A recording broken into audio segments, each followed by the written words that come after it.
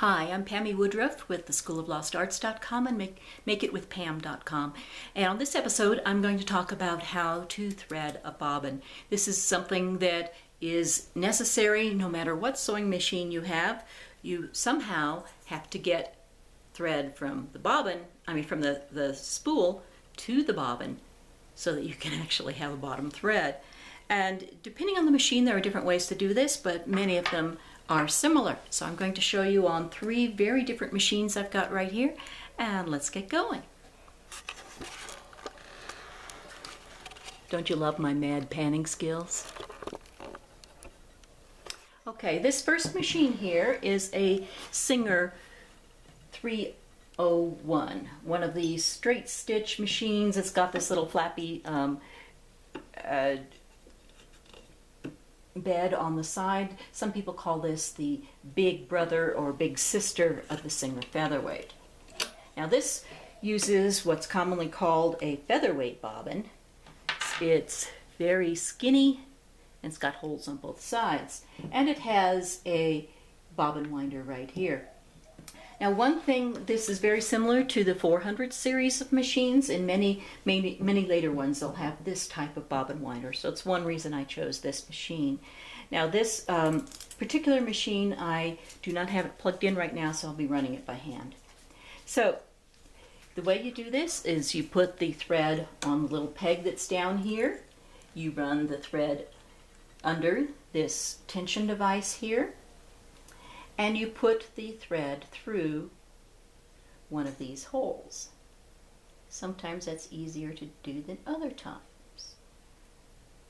Okay, so then you get the thread through one of these little holes. Then you slip it on the peg and push this up against the wheel.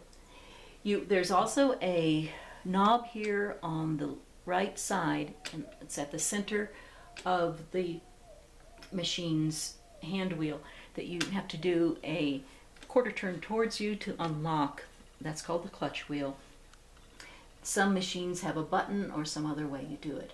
But then with this in the up position, if I were to power the machine, this would begin turning, which would cause this to turn. Now you say, how do I stop when it is full? There's a little knob right here that the thread, as it's expanding, will push the wheel further and further away, and then boom, it just stops automatically when you're done.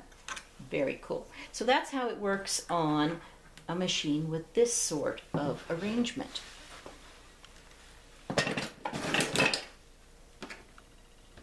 Another machine here, this is an Elna automatic. It has its bobbin winding mechanism up here, and you say, well, how in the world is this supposed to work? Well, it also has very different bobbins. It's got bobbins with holes on one side and then no holes on the other. If you can see this, how we work on this machine. And this is also similar to many top bobbin winders. Goes on a peg here, wrap once around that extra little peg there, and then once again the tip of the thread goes through one of these holes. And if you have a machine that has bobbins that does not have any holes, you can simply wrap the thread once around the bobbin. Pops on this peg and then pushes to the right. Loosen the clutch knob. And now you can see there's this little black knob here, and if you're smart, you're thinking, I think I know how this works. And if you think you know how it works, and that this goes around and around and around, and then when it's full, it pops over here and stops, you would be right. That's exactly how it works. So I love this machine. It's real easy to use. Sometimes with some threads, it feels like it winds the bobbin just a little bit too loose. If that's the case, you can just set a finger here on top and add just a wee bit of tension, and that makes the bobbin wind smoothly. With both of these methods, the thread naturally, as it is winding, will go up and down inside. So here is the edge of the inside edge of the bobbin, and the thread goes up and down so that it fills in smoothly as it goes. It's a very cool thing that happens just very naturally based upon the machine and how it works. Now, both of these machines are from the 60s. I'm going to show you a machine that is considerably older than that. How old do you say? I would guess that this particular machine is probably from the 20s. So, at this point, almost 100 years old. This is a little hand crank Vesta.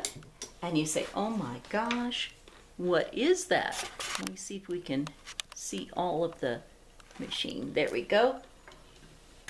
And instead of bobbins, round bobbins like those other machines, it uses a shuttle bobbin.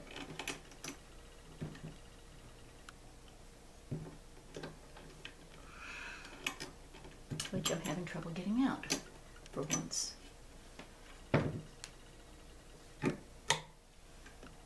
There it is.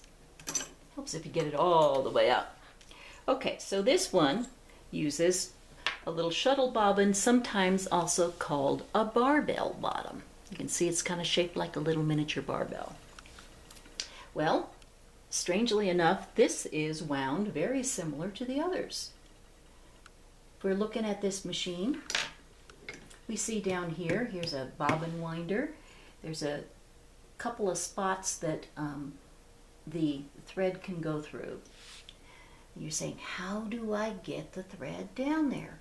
Well, it just comes off of the top, off a peg. You can run it through that first tensioner there, down through here, and through here. And then you just wrap it a couple times around the bobbin and put it in like this. It presses up against here. Oh, excuse me, let me. My bobbin winder tire is stiff, so it's not going to want to go. But then you simply go ahead and crank it as you would normally. And the cool thing of this sort of deal is that this little arm here moves back and forth so it evenly winds the thread onto your bobbin. And right here you can see the thread is starting to wind on there, and it's going back and forth in one layer. So that's 3 different kinds of machines. Let me hand back to me if I can. Wish I had a camera person. Anyhow, that's 3 different kinds of machines and how to wind the bobbin. Now you know how to do that. On your particular machine, there may be a few slight differences. You can always refer to the machine's manual to see how to do that. But thank you for watching, and I'll see you next time. Bye.